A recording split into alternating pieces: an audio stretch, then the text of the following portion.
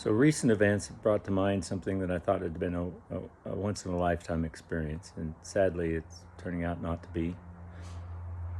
We're about 2 weeks shy of 16 years ago. An event happened that really makes me sad, but, especially with what's been going on lately.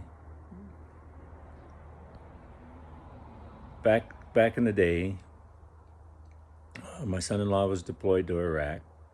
He was with the 1st Cavalry out of Fort Hood. My daughter and her 2 kids had moved here to stay with me while he was deployed. And his unit was getting ready to rotate back home. So we loaded up a U-Haul with a few things that she'd brought with her, and kids, and headed out for Killeen, Texas. And we found a rental, got her stuff out of storage, got the household set up. Everything was going well. Daughter says, "Hey, I'll give you a tour of the post. I think you'd really like the 1st Cavalry Museum." So we go on to Fort Hood. It seems like a lot of little things delayed us. We didn't quite make it to the 1st Cavalry Museum.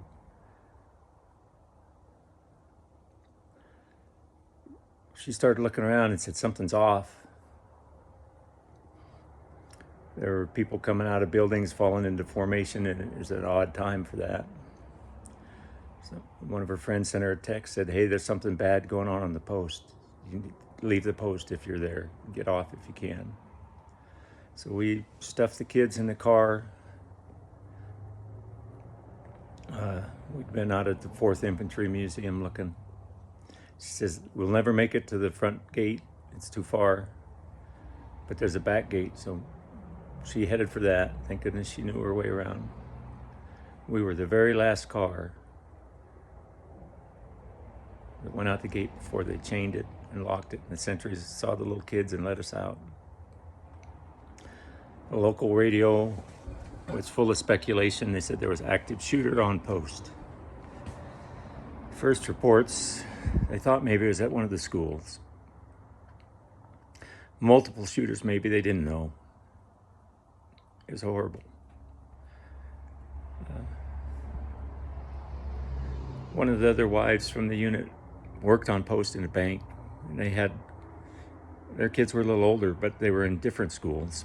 Everybody that was on post and couldn't get off was locked down from the middle of the day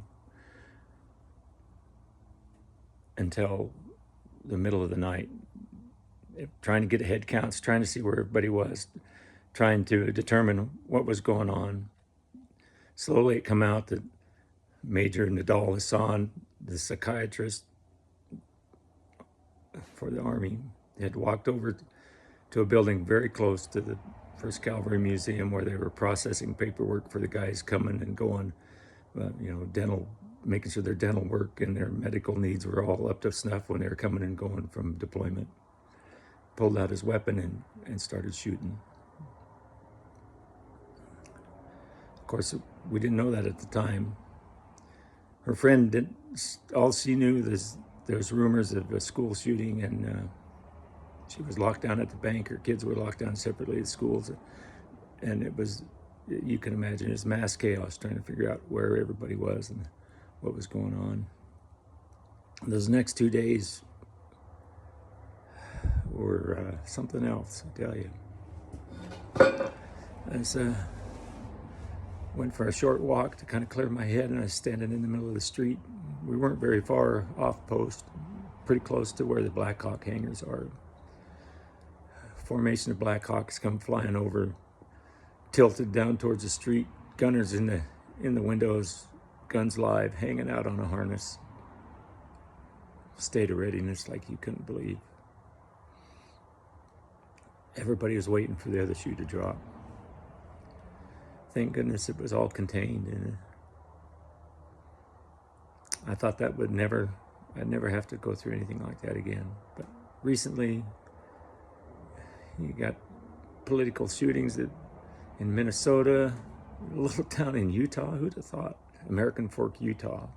would be involved in a political assassination. Then yesterday, that guy drives into a building full of families that worship,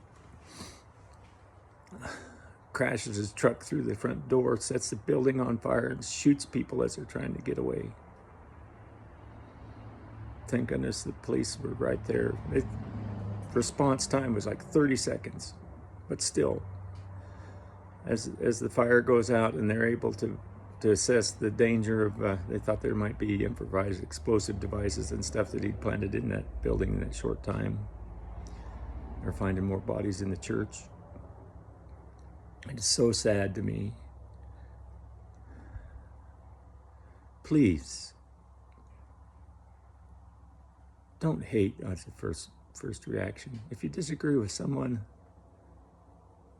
don't just assume that they're evil. The only way out of this situation is to take care of each other, and you can't prove the other side wrong and just bull up and hate and make your way through that. That'll just lead to all-out civil war, and that would be awful. They say that a lot of the stuff on the internet is by foreign governments acting, and they have AI that's running bot farms and driving comments on weird posts. So how likely is it that one government is putting up their bot farm on one side of the comments, somebody else is putting up a bot farm with comments on the other side? So you get into the comment section, it looks like this argument's full-fledged inferno flaming away, and you jump right in, you don't hold anything back, and you unload. Some things maybe you ought to filter it a little better because you think you're in the middle of an argument, but in reality, you're maybe the first real human that made a comment. So just step back, take it easy, love your kids. There's a quote that I love, that I remember from when I was a kid. And one of the leaders from Israel said it. It says, "We will never have peace in our region till we love our children more than we hate our enemies." So let's love our children more than we hate our enemies. God bless and take care.